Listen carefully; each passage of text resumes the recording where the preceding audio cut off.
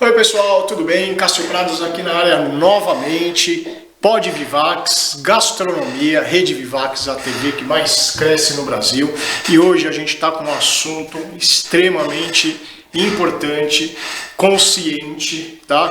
E com certeza, você que está aí na telinha, você vai adorar essa entrevista. A gente trouxe a Daniela Garcia, do Capitalismo Consciente, para falar um pouquinho do que é o ESG, estruturais de regeneração, entender sustentabilidade e, claro, tudo isso focado no serviço de alimentação.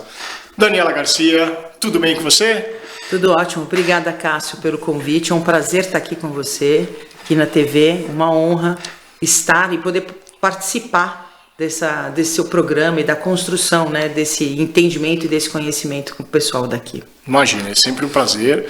E assim, quando eu convidei você, né, que eu falei, vou convidar a Daniela porque ela está num projeto incrível, né, do capitalismo consciente. É assim, eu sei que você lida com diversos setores, vamos dizer assim, né? E quando você focou no capitalismo consciente, você trouxe essa potência do ESG para a estrutura que a gente vai falar aqui. Explica para o pessoal de casa, Daniela, primeiro, qual é a importância e o que significa essa sigla tão importante que uma empresa realmente tem que estar implícita na missão hoje empresarial. Então tá bom, vamos lá. Eu acho que merecem aqui duas explicações. Perfeito. Vou começar para o capitalismo consciente. Perfeito. Né? Capitalismo consciente é um conceito e é também uma instituição. O conceito nasce no meio da crise americana de 2007, 2008 e o conceito vai questionar o jeito das empresas fazerem negócios. Naquela época a gente estava num problema, obviamente, econômico muito forte, muitas pessoas desempregadas, pouco dinheiro no bolso para gastar. E um professor de marketing se questionou, em momentos de crise, como é que a gente gasta nosso dinheiro? E ele observou o movimento dos clientes para com as empresas. Então ele olha para as empresas que fazem muita mídia, chamam muita atenção, e as empresas que fazem pouca mídia, mas continuam com seus clientes. Quando ele se questiona sobre isso, ele entende que as empresas que têm uma relação muito forte com seus clientes tratam os seus clientes de uma forma diferente. Mas não é só tratar o cliente de uma forma diferente. Ela tem um tratamento com todos aqueles que estão ao redor do negócio dela diferente. Então, capitalismo consciente é um conceito que diz à empresa de que a forma de gestão dela deve ser diferenciada para que ela alcance prosperidade e longevidade. Então, uma empresa é capitalista consciente quando ela tem um propósito, então ela sabe o motivo pelo qual ela existe, né? Para muito além daquilo que ela produz de produto ou faz de serviço. Ela tem uma liderança, uma pessoa que é líder e levanta a bandeira por esse propósito, fala sobre a empresa, é animado, ele externaliza o motivo pelo qual a empresa existe o tempo todo. Tem uma cultura consciente, ou seja, dentro da empresa todo mundo fala a mesma língua, entende-se porque você trabalha lá. E a quarta característica, que é essa que tem muito a ver com ESG, é uma empresa, como a gente fala, orientada para stakeholder. Stakeholder são todos os grupos que estão ao redor de uma empresa. Colaborador, cliente, fornecedor, sociedade civil, mídia, né? Todos esses grupos precisam ter uma relação saudável com a empresa. E quando a empresa olha e constrói essas relações de forma saudável, transparente, ética, ela é uma empresa capitalista consciente. Então, o capitalismo a forma econômica que a gente vive, mas ele pode corrigir desigualdades e oportunidades, se feito de uma maneira com propósito. Então, capitalismo pressupõe lucro, e a gente, acho que o lucro é importantíssimo, claro, uma empresa certeza. Tem que dar lucro, senão ela dá problema. Mas se ela carregar junto com o lucro o propósito dela, ela vai construir relações saudáveis. E aí eu engato no ESG. O ESG são parâmetros de sustentabilidade que se falam muito hoje e que ficaram muito importantes e veementes depois da pandemia. Uma empresa capitalista consciente, ela já olha para fora de uma maneira diferente. Ela não olha só para o investidor, ela não olha só para o dono dela, ela não quer só o lucro dela, ela quer a prosperidade de todos aqueles que estão com ela. Quando você olha para uma empresa ESG, ela precisa obrigatoriamente olhar para o lado externo dela. Porque ESG, que é a sigla em inglês, né, Environment, Social and Governance, em português, ecoambiental, social e governança, pressupõe que a empresa olha para o lado de fora. O que significa isso? Quando a gente olha para a governança, a gente olha para toda a estrutura de regras de uma empresa. Documentação, regras, aquilo que ela está disposta a fazer, a regulação, a legislação, o quanto ela cumpre de lei. E o quanto ela se autorregulamenta, ela se auto-organiza.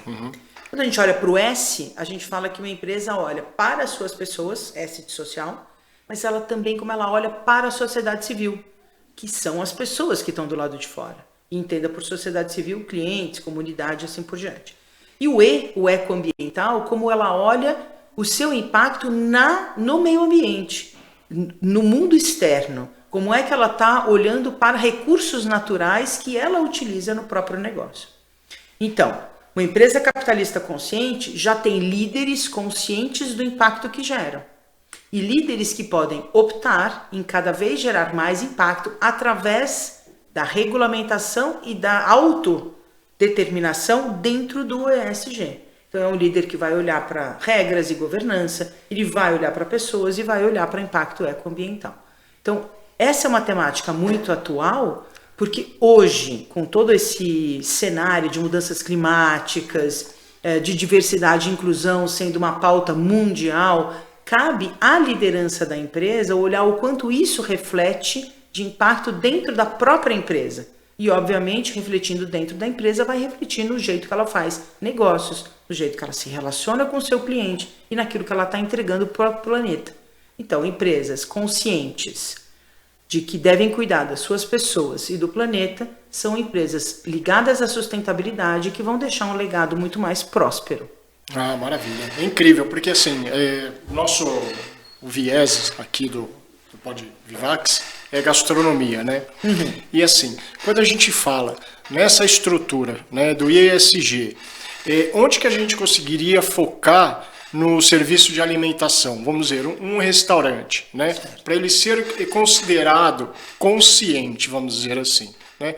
Porque eu vi um vídeo super engraçado que a mulher, a garçonete chega na mesa, aí fala para ele, somos um restaurante inclusivo. Eu falei, nossa, que interessante, né? Coisa, perfeito. Eu vi esse vídeo. Você viu esse vídeo? Super incrível, né? Muito bom. Fala, então tá. Então quero ver o cardápio em braille, eu quero ver o significado para o autista, quero ver porque hoje, né? Acredito que a sociedade está muito inserida nessa estrutura. Quando a gente fala no serviço de alimentação, precisa suprir essa necessidade, né?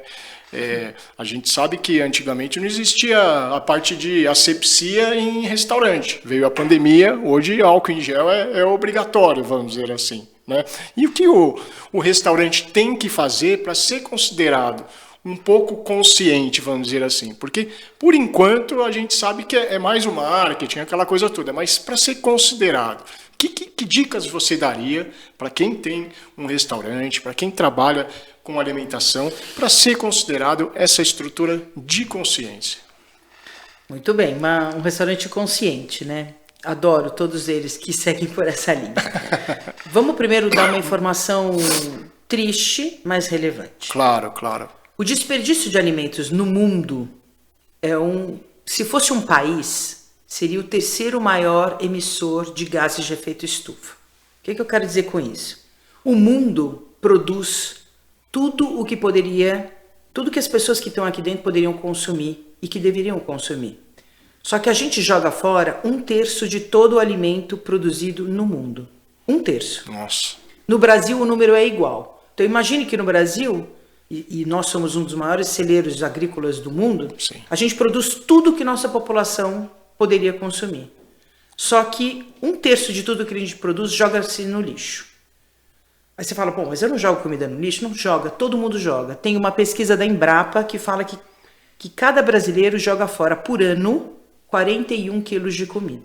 E como? Porque a gente joga fora a comida que está no prato, porque a gente deixa vencer a comida que está no armário, porque a gente não reutiliza aquilo que foi de uma refeição para outra, então estraga na geladeira, e porque a gente não sabe utilizar integralmente os alimentos. Então, por exemplo, a gente compra um espinafre e usa só a folha, mas não usa o talo. Compra um brócoli, joga fora todas as folhas e não faz mais nada. Então, a quantidade de resíduo de orgânico e de comida gera um desperdício mundial de 1/3 de tudo aquilo que é produzido. Esse lixo gera gases de efeito estufa que contribuem para as mudanças globais, para mudanças climáticas globais. Então, quando a gente fala de comida, a gente primeiro precisa entender de que uma das grandes responsabilidades que a gente tem dentro de casa, mas que um gestor de restaurante tem, é a gestão do resíduo. Ele precisa prestar atenção na quantidade de insumos que ele compra, o como ele utiliza, como ele reutiliza e como ele vai preservar aquilo para que possa ser utilizado em outros momentos. A gente sabe de todas as regras da Anvisa, obviamente, sim, que isso, são rigorosíssimas. ela facilita também. Mas existe sim uma conscientização sobre o uso do alimento. Claro, com certeza. Assim como no varejo, supermercados, hortifrutis, já existe a conscientização da doação do alimento. Sim.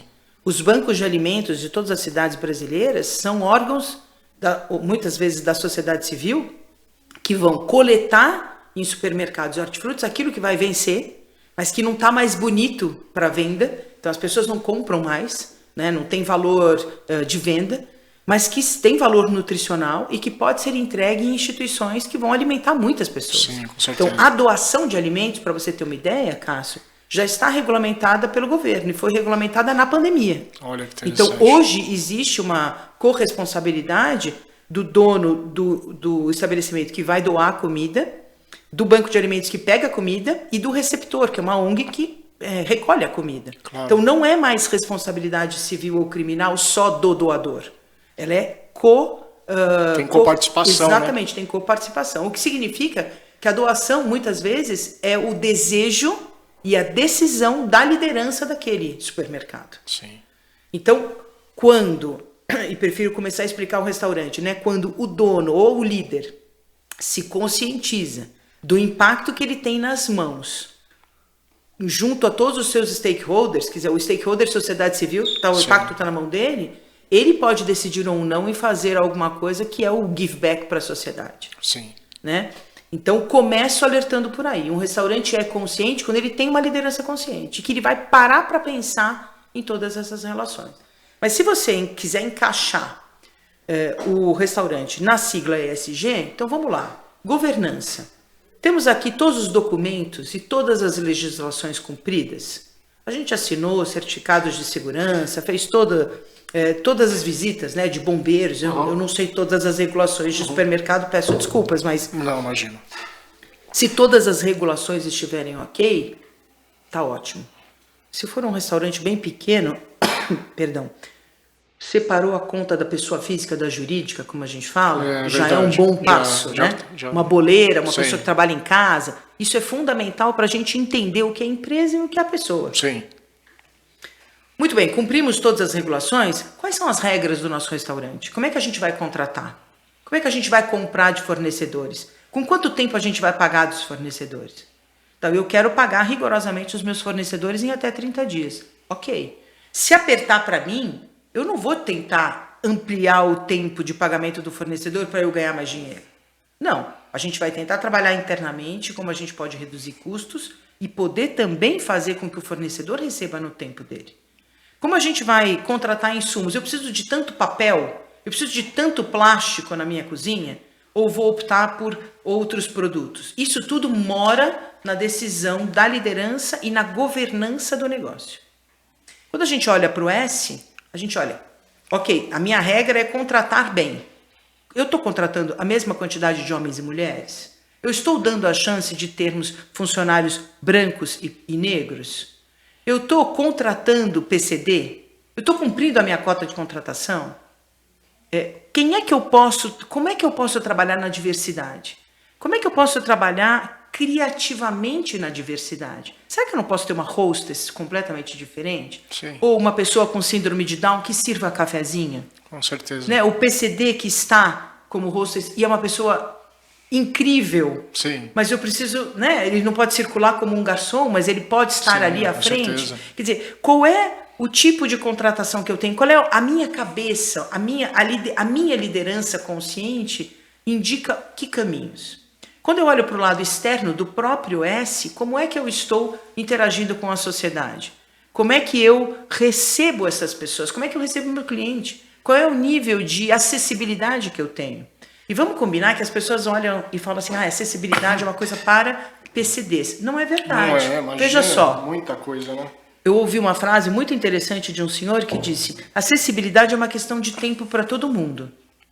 Aí eu fiquei pensando naquela frase e falei, é verdade. Ele disse, quer ver? A letra maior no cardápio é acessibilidade. Claro, facilita. Porque quem você tem se pega uma pessoa, exatamente, de leitura. Com e não certeza. necessariamente porque ela tem uma deficiência visual, porque Claro. ela tem uma idade superior Sim. e ela já não está lendo mais. Sim. Quer dizer, um restaurante super acolhedor, só à luz de velas, ele também impede que você leia aquilo. Com certeza. Então, o quanto de acesso você está dando para as pessoas. Até a parte imobiliária, né? Uma cadeira um pouco maior para quem tem uma dificuldade. Exatamente, né? para quem tem sobrepeso, Sim, né? Eu acho que são pequenos detalhes que eu acho que você vai somando, né? E que as pessoas podem, no primeiro momento, achar que é gentileza, mas não é uma gentileza.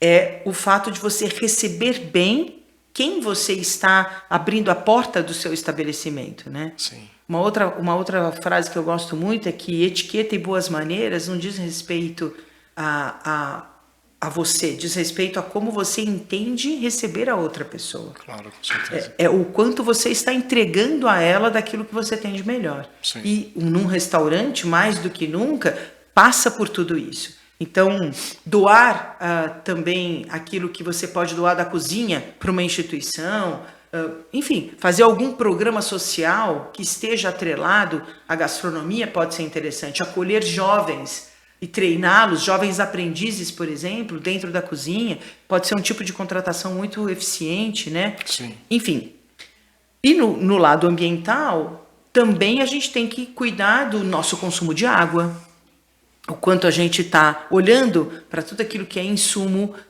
orgânico, né? Como é que a gente está lidando, o que a gente está escolhendo de material que melhora o meio ambiente e traz para cá. Então, todas as quantidades de materiais que poderiam ser reciclados, o quanto a gente pode diminuir, o quanto a gente está trabalhando a circularidade de tudo aquilo. Todas essas visões mais conscientes e olhando para a longevidade, para a sustentabilidade, são decisões de negócios atreladas à ESG. E se a gente for ainda além e olhar para a governança, para a social, a gente pode inclusive interpretar que as cadeias de fornecedores devem ter um olhar diferenciado, porque você é corresponsável pelos fornecedores que você contrata. Com certeza. Então vamos também lembrar aqui, num curtíssimo espaço de tempo no Brasil, o problema que tivemos com algumas vinícolas e a contratação de pessoas análogas à escravidão. Sim. Quando você contrata um fornecedor e desconhece completamente como ele contrata as pessoas, você, no fundo, está se corresponsabilizando por aquilo que está acontecendo. Então, vale a pena a gente escolher bem os fornecedores, ter uma excelente relação com eles, entender o negócio deles e, na medida em que a gente puder fornecer a eles educação, certificação e conhecimento sobre as suas funções, a gente melhora o fornecedor, a gente melhora a categoria dos fornecedores. Faz, logicamente, uma aproximação. O que a gente fala é que a gente constrói relações de valor compartilhado, onde todas as partes ganham. E quando todas as partes ganham, existe também uma relação de muita confiança entre todos. E, obviamente, em momentos de crise, vamos voltar lá para a origem do capitalismo consciente, até mesmo um fornecedor, se tiver que fornecer para 2 pessoas, ele... Perdão. Se um fornecedor tiver que fornecer para 2 empresas diferentes, ele vai escolher aquela que ela tem a melhor relação, claro, e a melhor confiança e que paga em dia, né? Enfim, tudo isso está dentro do mindset. de capitalismo consciente, de liderança consciente, de liderança orientada para os parâmetros de sustentabilidade e para negócios que estão mirando em longevidade e prosperidade. Ah, maravilha. Assim, tudo o que você falou é incrível. Assim, eu costumo dizer para os alunos com relação à estrutura de reaproveitamento que acaba sendo, para mim, é uma forma negativa, porque você tem que aproveitar a totalidade dos ingredientes, né? O reaproveitamento, que alguma coisa aí ficou errada que você teve que reaproveitar. Então, eu acho que é uma consciência... Ou fez muito. Ou fez muito, alguma coisa assim, né? E com relação, que isso tem muito em restaurante, que é muito interessante, é aquela socialização organizacional, né? Você contrata uma pessoa, joga ele no meio da cozinha e não apresenta, não tem uma socialização junto àquele funcionário. Isso cria também um feedback negativo para quem é contratado também, né? Dependendo da situação, exatamente. Né? E o que a gente pode trazer de ferramentas aí para que essa socialização organizacional nos restaurantes consigam ter uma melhoria e que você consiga ter uma equipe engajada? Porque eu vejo, eu dou consultoria para bar e restaurante, a gente vê que as equipes, tem restaurantes, claro, que são incríveis, mas que não tem aquela forma de liderança que é focada. O líder pode ser denominado outro pela própria equipe, sabe? Uma coisa assim. E o que um restaurante tem que fazer para potencializar essa liderança e realmente fortalecer essa liderança que é imposta? Todo o ambiente de empresa, que a gente chama de cultura organizacional, ela é contagiada, muitas vezes, pelo posicionamento do líder, por como ele serve à sua equipe. Tem muita gente que acha que o líder é o chefe, né? O chefe, com E no final, não é o chefe da culinária. Sim. E por ser o chefe, ele pode e não pode tudo. Sim. Não é verdade. O grande líder é um líder servidor, como a gente fala. É um líder que serve a sua equipe. Porque entende que ele não é líder se ele não tiver uma equipe. E ele não é um líder bem-sucedido se essa equipe não funcionar bem. Então, a cultura, quando bem treinada, olhada, cuidada, ela acolhe e não expulsa. O que eu quero dizer com isso? Quando um líder fala para a sua equipe que todos fazem parte de um conjunto, que a gente deve tratar bem todos que chegam, que o nosso espaço deve ser de segurança psicológica, para que as pessoas sejam verdadeiramente o que são. Que esse espaço acolha as opiniões diversas, debata, que na verdade opiniões diversas não é para gerar discussão, é para gerar debate. Sim. Né? A gente não está aqui para discutir, a gente está aqui para congregar uma única opinião. Quando isso é difundido de verdade, a equipe acolhe. Quando existe disputa pelo cargo dessa liderança, pela chefia, né? Ou disputas muito egóicas, a equipe expulsa. E existe uma outra questão hoje em dia, que é, com essa questão da diversidade e da inclusão, você precisa preparar a sua equipe para acolher os diversos. Sim. Porque as pessoas são preconceituosas. Então, eu digo em alguns escritórios, não adianta você fazer uma chamada para uma vaga afirmativa de um negro se a sua liderança é preconceituosa. Você primeiro precisa trabalhar a sua liderança para acolher a pessoa que chegará. Senão a pessoa que vai chegar, ela naturalmente não se sentirá acolhida e será expulsa pelo ambiente. Sim.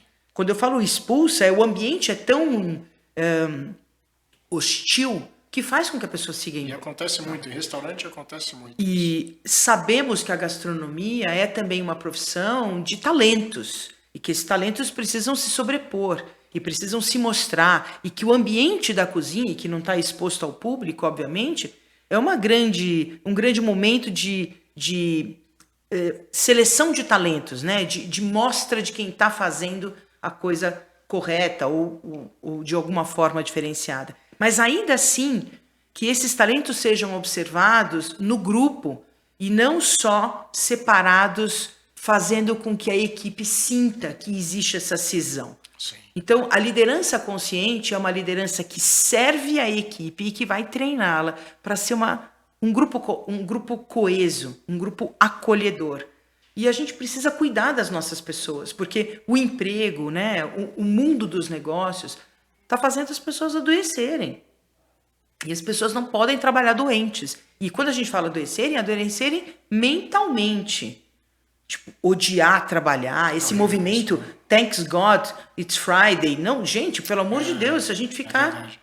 não podemos fazer isso, né? Então, se você está trabalhando numa coisa que você é talentoso e que você gosta, nada melhor do que trabalhar num lugar que te acolha. Com certeza. Então, a liderança precisa olhar muito para a parte de dentro, para entender os talentos dessa equipe e fazer com que esses talentos se revelem num ambiente positivo.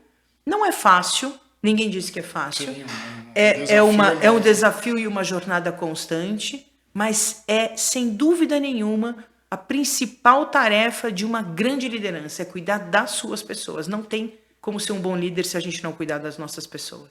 Maravilha. Viu, pessoal? Então, olha essa dica da Daniela. Tem que realmente, você que é líder ou você que é empresário, pensa nisso. Cuide das pessoas. Elas precisam, né? Porque Sim. saber que você pode contar, né? É a melhor coisa que tem, né? Às Exatamente. vezes uma palavra, às vezes... Tem até um exemplo interessante. Uma vez eu estava numa consultoria, o cara falou, eu motivo minha equipe, eu dou R$100, eu dou... Mas aí você está motivando financeiramente que ele vai te trocar por mais dinheiro, né? Exato. Ele te troca por mais dinheiro. Você deu 100, quem vai dar 150, ele vai trocar, porque você criou um mecanismo financeiro, né? É diferente você chegar para falar, e aí, como é que está na sua casa? Está precisando de material escolar, seu filho? Você vai no foco, assim, sabe uma coisa? Eu acho que esse tipo de, vamos dizer assim, como que eu posso dizer, de postura, né, de um líder, eu acredito que tenha mais resultados. Isso aí direto na vida pessoal, assim, sabe? Na pessoa, né? Se você só parar e conversar com a pessoa, às vezes o que ela precisa é te contar uma história. É verdade, é verdade. Às vezes o que ela precisa é dizer, tô muito preocupado com alguma coisa que está acontecendo com meu pai, com a minha mãe, com a minha filha, com a minha esposa, com meu marido, não importa. E é simples, né, Daniela? Às vezes Não é 10 coisa... minutos. Às vezes é sair 1 hora antes para a pessoa poder ir na escola do filho atender a uma demanda que ela está muito preocupada. As preocupações fazem as pessoas desviarem o foco do trabalho. E eu não estou dizendo que a gente, como líder, precisa suprir todo. Não, mas o liderado precisa entender que ele escuta, que ele tem espaço de escuta. E você pode escutá-lo. Então, isso é um grande presente de um líder, é você saber sentar e escutar o que existe do outro lado. É incrível, né? É uma situação maravilhosa. Eu tenho um quadro que é Salteando Palavras. Né? Perfeito. É uma brincadeirinha. Tem 3 palavrinhas ali e com informações aqui do que a gente está conversando. Eu vou saltear, você pega uma, mostra aqui para a nossa câmera, para o pessoal, bom. E a gente vai falar dessas palavrinhas. Meu Deus, hein? Opa, ó, caiu. Sou, vou pegar, aqui caiu. Pode ser. Vamos lá. O que temos aqui?